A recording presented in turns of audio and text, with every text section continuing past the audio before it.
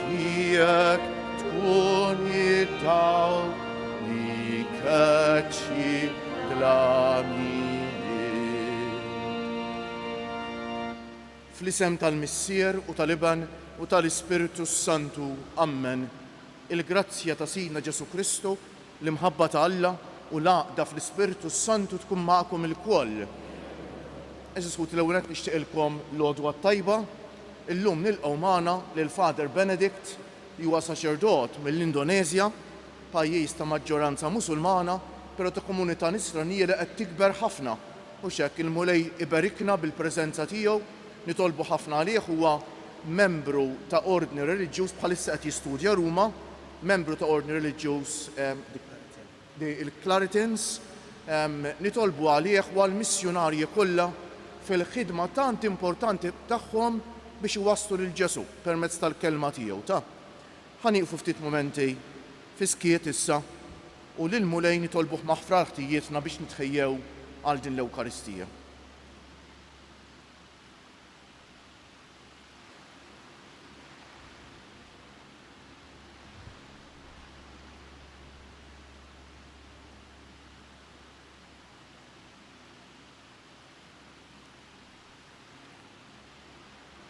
Inti l-qajt bimħabba kbira l-indiema ta' Pietru Mulej ħniena. Int li wett il-ġenna lil-ħalil it-tajjeb Kristu ħniena. Int li tidħol għalina midinbejn quddiem il-Missier Mulej ħniena. Iħenna għalina Alla li jista' kollox jaħfrilna nubietna u jwassalna għal ħajja ta' dejjem. Sejrin noffru dan is-sagrifiċċju tal-Qudiesa għall-irwieħ ta' ħutna Paċifiko u Filomena Sammut. Nitolbu.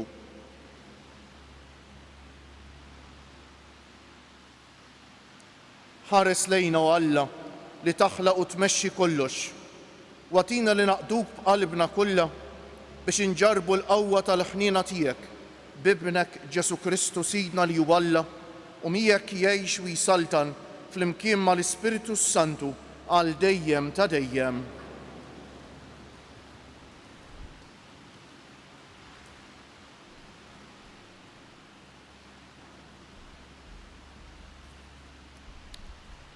Qari mill-ewwel ittra ta' San Pawlu Apostolu lil Timotju. Għażiż, dan għallem u issi. Min jgħallem ħaġa oħra minn ma joqgħodx għal kliem u t-tieq ta' Sidna Ġesu Kristu u għat-tagħlim skont it-tieba, dan ikun superb u ma jkun jaf xejn, marit bil-marda tat-tilwim u kliem li ma jġibx ħlief għejra u ġlied, tkażbir u sospetti ħżiena u tilwim bejn nies ta' moħħhom maqlub u nieqsa mill-verità. U minn għalihom it-tieba qiegħda għal qlieħ il-flus. It-tieba fija qlieħ kbir tas-sew għal min hu kuntent b'dak li għandu. Għax aħna xejn ma ġibna fid-dinja u xejn ma nistgħu nieħdu magħna. Sakemm għandna x'nieklu u x'nilbsu, dan għandu jkun biżżejjed għalina. Imma dawk li jridu jistanu jaqgħu fit-tiġrib u fix-xibka u f'ħafna xewqat bla sens u ta' ħsara li jitfgħu lil-bnedmin fil-qerda u t-telfien. Għax ir-rejba għall-flus hi l-għerq ta' kull ħażen. Kien ħtija ta' din ir-rejba li xi wħud ħarġu barra mit-triq tal-fidi u nfnew b'niked kbir. Imma int bniedem ta' Alla aħrab dan kollu, fittex li jkollok il-ġustizzja, it-tieba, il-fidi, l-imħabba, is-sabar, il-ħlewwa. Tqabad it-taqbida tajba tal-fidi, qis li tirbaħ il-ħajja ta' dejjem li għalija kont imsejja u li tagħha għamilt l-istqarrija sabiħa quddiem ħafna xhieda. Il-kelma tal-Mulej. Ħenjin il-foqra fl-ispirtu għax tagħhom hija s-saltna tas-smewiet. Ħenjin il-foqra fl-ispirtu għax tagħhom hija s-saltna tas-smewiet. Għax għandi nibża mill-jiem ħżiena meta jdur għalija il-ħażen ta' dawk li jonsbuni fġidhom it-tama tagħhom jiftaħru bil-kotra tal-għana tagħhom. Ħenjien il-foqra fl-ispirtu għax tagħhom hija s-saltna tas-Spirit. Ħadd ma jista' jifdi lilu nnifsu jew jagħti lil Alla il-prezz tal-fidwa tiegħu u li wisq il-prezz ta' ħajtu qatt ma jkun biżżejjed biex wieħed jgħix għal dejjem u ma jara qatt il-qabar. Ħenjien il-foqra fl-ispirtu għax tagħhom hija s-saltna tas-Spirit. Tibżax meta xi ħadd jistana, meta joktor il-ġieħ ta' daru għax xejn ma jieħu f'mewtu, ġieħu ma jinżilx warajh. Ħenjien il-foqra fl-ispirtu għax tagħhom hija s-saltna tas-Spirit. Imqar jekk f'ħajtu jħoss ruħu ħieni u jgħid li jfaħruh għax jgħaddija tajjeb, immur ukoll mal-ġemma ta' missirietu li qatt aktar ma jaraw id-dawl. Ħenjien il-foqra fl-ispirtu għax tagħhom hija s-saltna tas-Spirit. Alleluja, alleluja, alleluja. Infaħrek missier sid is-sema u l-art għax inti dawn il-ħwejjeġ tas-saltna u rejthom li ċkejknin. Alleluja.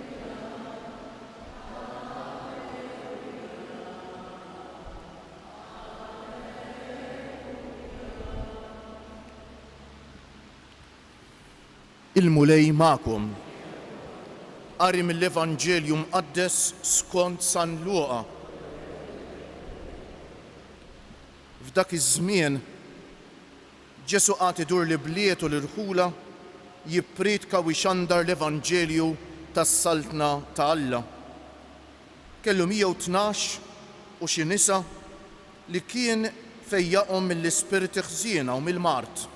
Marija li kienu jgħidula ta' Magdala, li minna kienu ħarġu 7 xjaten, Ġwanna Martħuża, prokuratur ta' Erodi, Susanna u ħafna oħrajn li kienu jaqduhom minn ġidhom. Il-kelma tal-mulej. Bit-tagħlim tal-Evanġelju nitnatfu minn ħobietna.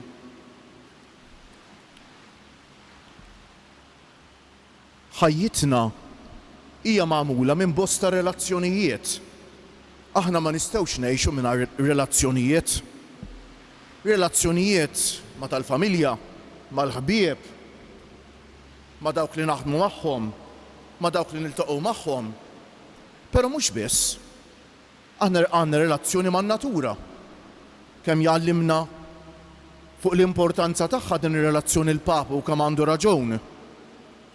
Aħna għandna relazzjonijiet ukoll pereżempju ma' dak li nsejħulu l-ġid tad-dinja u x'hekk, mal-flus pereżempju. Eżis ħut illum inħoss il-kelma t'Alla trid tiċċalenġjana ftit fuq dan l-aspett. Fuq x'relazzjoni għandna mal-ġid tad-dinja, mal-flus. Ħanibda biex ngħidilkom intom temnu tweġbunix f'qalbkom wieġbuta. Temnu li x-xitan jeżisti. Ħafna llum m'għadhomx jemnu. U x'rebħa jagħtuh lix-xitan. Jiena ma nibżax mix-xitan. Għax naf li Alla huwa infinitament ikbar mix-xitan, mill-ispiritu ħażin ħansejjaħlu hekk. U jekk Allu għamana, min jista' jkun kontra tagħna, imma x-xitan jeżisti ta'?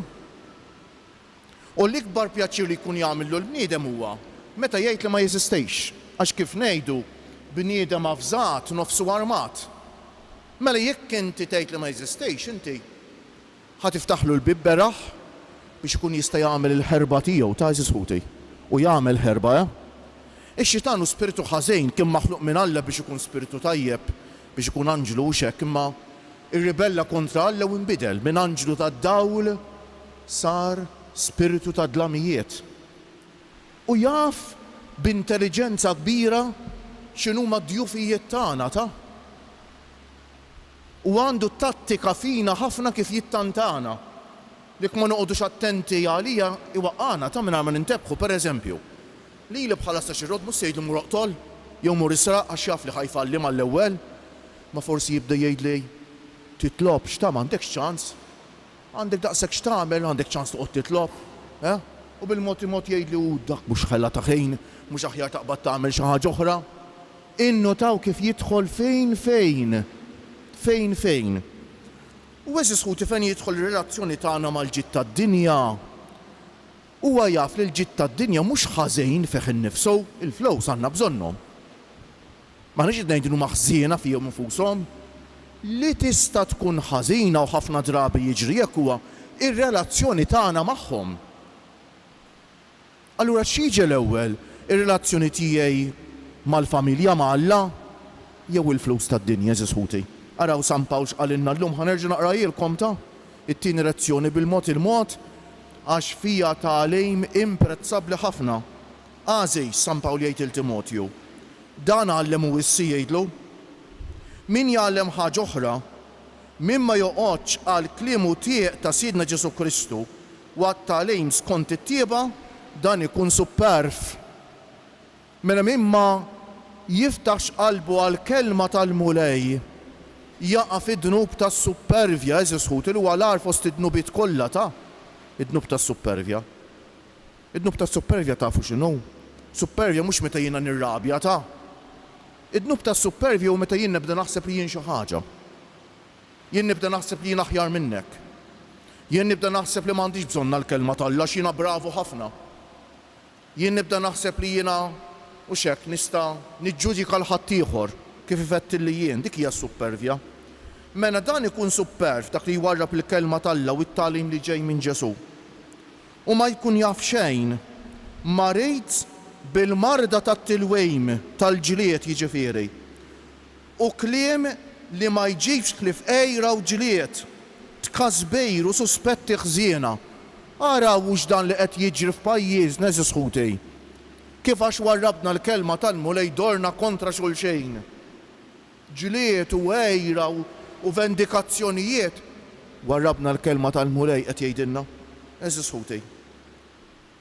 U tilwejn bejn nies ta' moħħhom magħluq u nieqsa mill-verità għax il-verità hija waħda dik li ġejja minn Ġesu. U minn għalihom it-tieba qiegħda għal lieħ il-flus. Eżis ħuti għamilna l-flus Alla tagħna ta' kollox in terms of money kif ngħidu. Kollox kemm jiswa u kemm sa naqla u kemm sa nakkwista. U allura warrabna minn qalbna l-imħabba li l-isbaħ ħaġa tal-ħajja biex minn għalina nimlew ħajjitna bil-flus u bil-ġid tad-dinja. X'boloħ li aħna eżis ħuti. It-tieba fiha l-ħbejr, it-tajjeb l-ħbejr ta' bil-ħaq tas-sew jgħidilna San Pawl. Għal minnu kuntent b'dak li għandu. Il-mulej tagħna ħafna u ma nixbaw qatt irridu dejjem iżjed. Għal minnu kuntent dak li għandu. Għax aħna xejn ma ġibna fid-dinja u xejn ma nistgħu nieħdu magħna. Sakemm għandna x'nieklu nilbsu. Dan għandu jkun biżżejjed għalina, jiġi San Pawl illum x'jgħidilna tgħid. Imma dawk li jridu jistaqnu, dawk li jridu dejjem iżjed, it-tentazzjoni li mingħajr ma noqgħod naħbi xejn.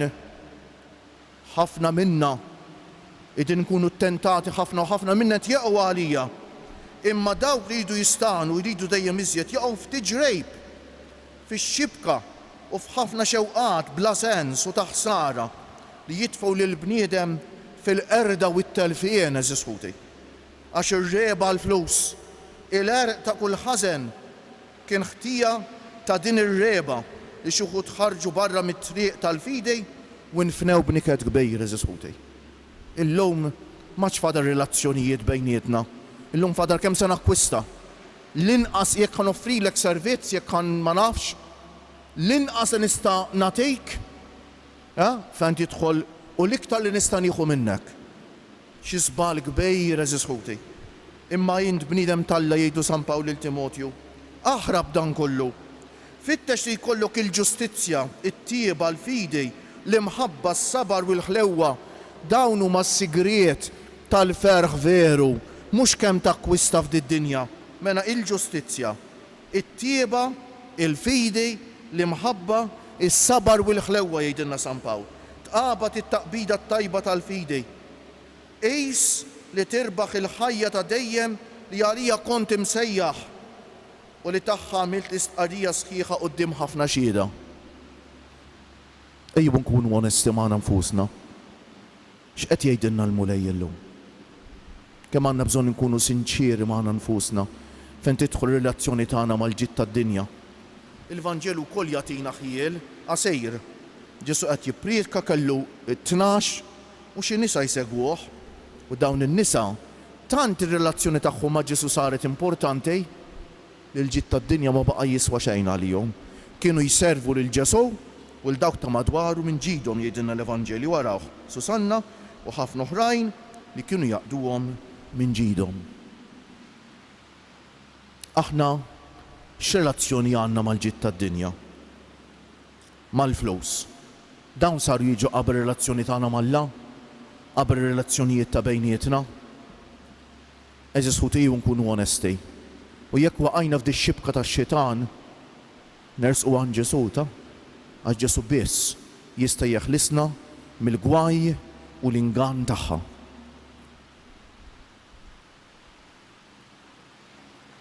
Jogħġobkom qumu bil-wieqfa. Aħna għandna t-tama li bħalma Ġesu miet wara x-xoxta hekk ukoll aħna qatt inqumu miegħu biex naraw lil Alla wiċċ imwiċċ. F'din l-istennija nitolbu ngħidu uri wiċċek mulej lil qaddejja tiegħek flimkien. Uri wiċċek mulej lil qaddejja tiegħek sabiex il-Knisja tkun xandira ħajja tal-aħbar it-tajba għal bniedem kollu nitolbu. Uri wiċċek mulej lil qaddejja tiegħek sabiex l-istrumenti kollha ta' komunikazzjoni li ħalaq il-bniedem jieqfu jisfruttaw lil mara u jaħdmu għar-rispett tal-persuna tagħha nitolbu. Uri li wiċċek mulej lil qaddejja tiegħek sabiex in-nisa msawta anzjani u foqra isibu fl-istrutturi soċjali l-għajnuna li jeħtieġu nitolbu. Uri wiċċek mulej sabiex din l-Ewkaristija tnissel fina l-koll sentimenti ta' ħniena u tieba ma' kulħadd nitolbu. Uri wiċċek mulej. Ħanitolbuh bil-qalb il-mulej illum, bil-qawwa tal-Ispiritu tiegħu biex jikxef il-maskri tal-ispiritu ħażejn, l-ispiritu tax-xitan, mo speċjali fejn tidħlu relazzjoni tagħna mal-ġid tad-dinja mal-flus biex aħna kif ngħidu fit-talba kultant fil-bidu tal-quddiesa nindew b'dak li għaddej hekk li norbtu qalbna biss ma' dak li jibqa' l dejjem nitolbu. Uri wiċċek mulej lil qaddejja tiegħek. Nsellmu lil ħutna li jsegwu dil-quddiesa permezz tat-televiżjoni u permezz ta' mezzi oħra ta' komunikazzjoni soċjali, ma ninsew qatt lil ħutna l-anzjani, il-morda, il-persuni bi bżonnijiet speċjali, dawk li jieħdu ħsieb ta' persuni vulnerabbli, l-emigranti tagħna li ħafna jsegwu dil-quddiesa wkoll. Nitolbu għal dawk li jitolbuna nitolbu għalihom u għal dawk kollha li jeħtieġu t-talba tagħna. It-talb tagħna mod speċjali Jeżus ħuti dawk ħutna għaddejjin mixu men mudlam fil-ħajja bħalissa fiskiet nofru lil mulej it-talba tagħna.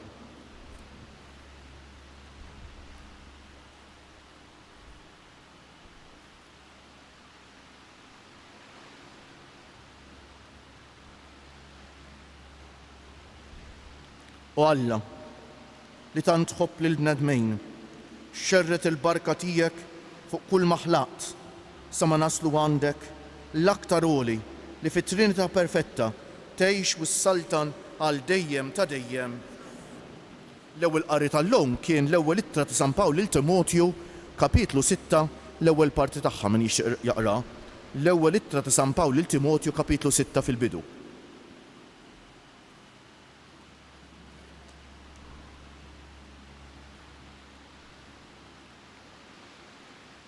Imbierek int mulej Alla tal-ħolqien kollu għax fit-tjubitek tajtna l-ħobs li qegħdin nofrulek frott tal-art u xogħol il-bniedem li minnu jsir għalina il-ħobs tal-ħajja.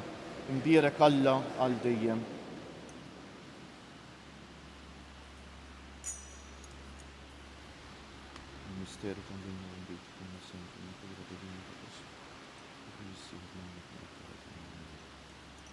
Imbierek int mulej Alla tal-ħolqien kollu għax fit-tjubitek tajtna l-imbit li qegħdin nofrulek frott tad-dilja u xogħol il-bniedem li minnu jsir għalina x-xorb tar-ruħ. Imbierek Alla għal dejjem. Il-qana mulej Alla tagħna qum li wniedma quddiemek واعمل يكون يعجبك dan is-sagrifiċċju li sejrin noffrulek naddafni mudejn infiniti u dnubtijaj maħfiri.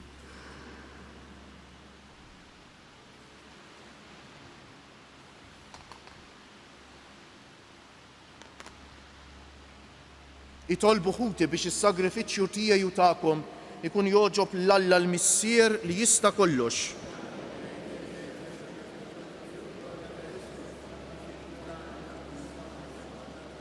Ħenna għalina mulej u isma' t-talb tagħna, ilqa' bit-tieba dawn l-offerti tal-qaddejja tiegħek biex l-offerta li għal ġieħ ta' ismek saritlek minn kull wieħed u waħda minna tkun tiswa s-salvazzjoni ta' kulħadd bi Kristu siedna. Il-mulej magħkom, nerfew qlubna l-fuq, niżżu ħajr lill-mulej Alla tagħna. Sewwa u xieraq tas-sew, mulej Missier Qaddejs, Alla ta' dejjem li tista' kollox, tajjeb u taġita s-salvazzjoni tagħna li dejjem u kull imkien inroddulek ħajr bi Kristu siedna. Faqda ta' mħabba niftakru fil-mewt tiegħu, fidi ħajja nistqarru l-qawmien tiegħu u b'tama sħiħa nistennewh jiġi fil-glorja. Għalhekk mal-qaddisin u l-anġli kollha infaħruk u intennulek bla għeda. Qaddejs, Qaddejs, Qaddejs, mulej Alla tal-eżerċti, is-smawiet u l-art mimlija bil-glorja tiegħek.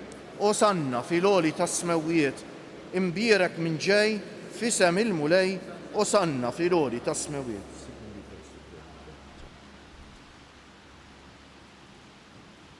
Qaddejs tas-sewwient mulej, int lajn ta' kull dusija. Qaddes għalhekk nitolbuk dawn l-offerti bil-barka tal-Ispiritu tiegħek biex isiru għalina l-ġisem u d-demm ta' Sidna Ġesu Kristu, li meta kien sejjenata biex minn raj ħibati ħal ħobs radd il-ħajr qasam tal id-dixxipli tiegħu u qal ħudu u kulu il-koll minn dan, għax dan huwa ġismi li jingħata għalikom.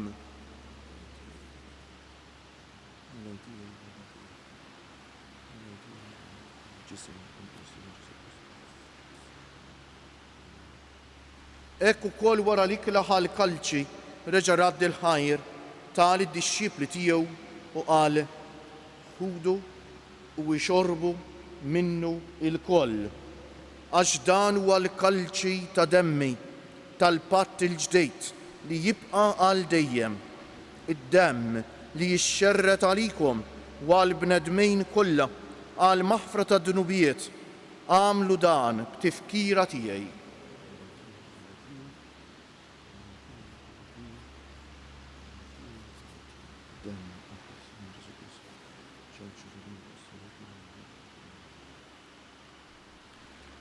Danu l-misteru tal-fidej inħabbru l-mewt tiegħek mulej, nxandru bil-ferħ l-qawmin tiegħek, nistennewk sa ma tiġi fil-glorja.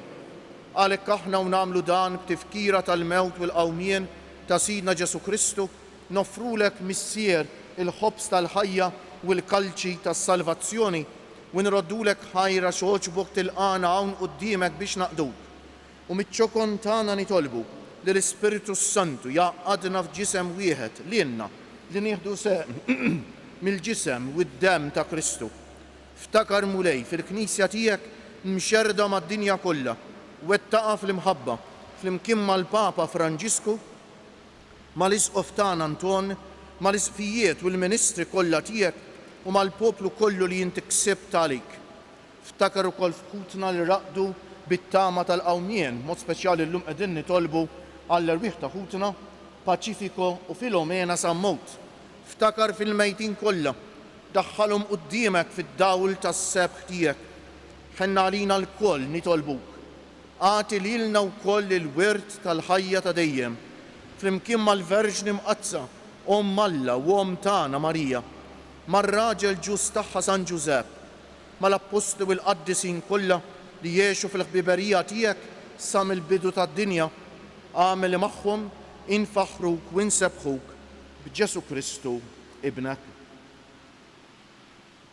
Bi Kristu, ma' Kristu u fi Kristu, jingħata lilek Alla Missier li tista' kollox, flimkien mal-Ispiritu Santu, kull ġieħu glorja għal dejjem ta' dejjem. Fil-ġerarkija tal-valuri tiegħi x'jiġi l-ewwel relazzjoni tiegħi ma' Ġesu ma' Alla, mal-oħrajn jew ir-relazzjoni tiegħi mal-flus. Ejjew nitolbuh bil-qalb li mulej waqt li ngħidu l-missierna li narfu li l-imħabba vera ma jieħdilha posta xejn f'ħajjitna, jew inħobbu jew ħajjitna tibqa' vojta, eżis ħuti. Ejjew ngħidu flimkien. Missierna li inti fis-smewwiet jitqaddes ismek, tiġi saltnatek, ikun li trid int kif fis-sema u hekk fl-ard. Ħobżna ta' kuljum atina llum, aħfrinna dnubietna, ħalma naħfru lil min hu ħati għalina.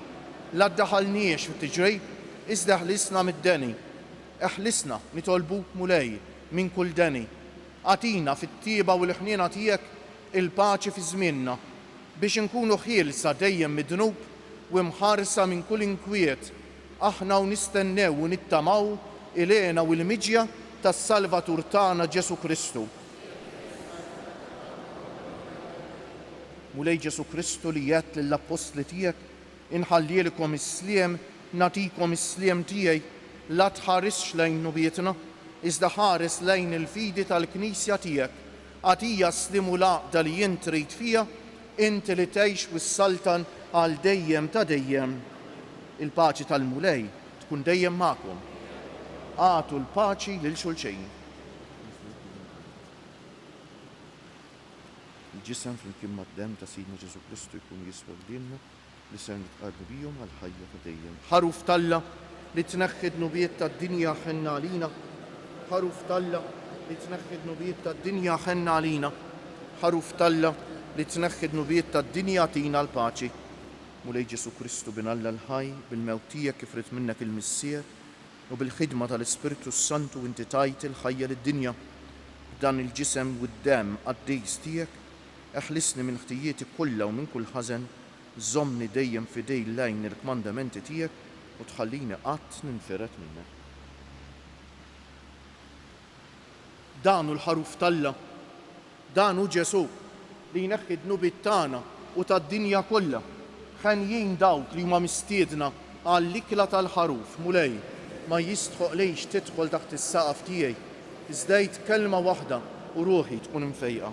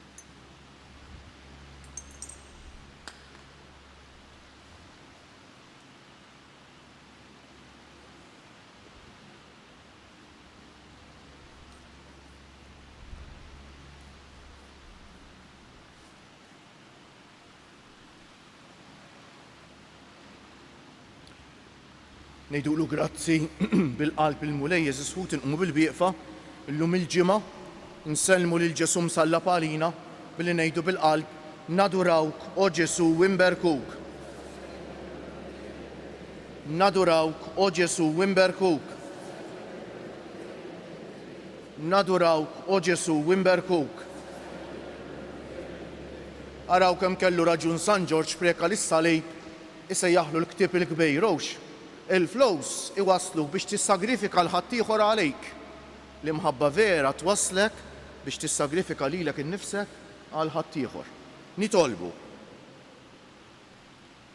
Għamel mulej li d-don tas-sema li rċevejna jaħdem bil-qawwa tiegħu fir-ruħ u l-ġisem tagħna u li f'kull ma nagħmlu jmexxina dejjem hu u mhux is-sensi tagħna bi Kristu siedna. Il-mulej magħkom. Ibarikkom Alla li jista' kollox, il-Missier u l-Iben u l-Ispiritu Santu. Morru fil-paċi ta' Kristu. U l-jum it-tajjeb lilkom il-koll.